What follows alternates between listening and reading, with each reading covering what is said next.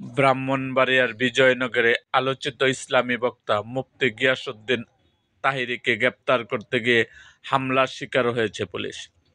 গতকাল শনিবার দিবাগত রাত 10:30টার দিকে উপজেলার চর ইসলামপুর ইউনিয়নের নাজিরাবাড়ি এলাকায় এই ঘটনা ঘটে। এ সময় তাহিরির ভক্তরা হামলা করে পুলিশের 3টি গাড়ি ভাঙচুর করে। আর মুফতি গিয়াসউদ্দিন তাহিরি বিলের পানি দিয়ে পালিয়ে গ্রেপ্তারের হাত থেকে রক্ষা পান। বিজয়নগর থানা পুলিশের ভারপ্রাপ্ত কর্মকর্তা ওসি রৌশন আলী জানায়, বিনা অনুমতিতে গিয়াসউদ্দিন তাহিরি একটি মাহফিলের আয়োজন করা হয়। এছাড়া তাহিরির বিরুদ্ধে আখাউড়া পুলিশের উপর হামলার ঘটনার মামলা রয়েছে।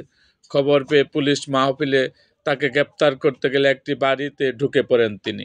সেখান থেকে পেছনে বয়ে যাওয়া একটি বিলের পানি দিয়ে তাহিরি পালিয়ে যায়। এ সময় ভাঙচুর করা হয় পুলিশের 3টি গাড়ি।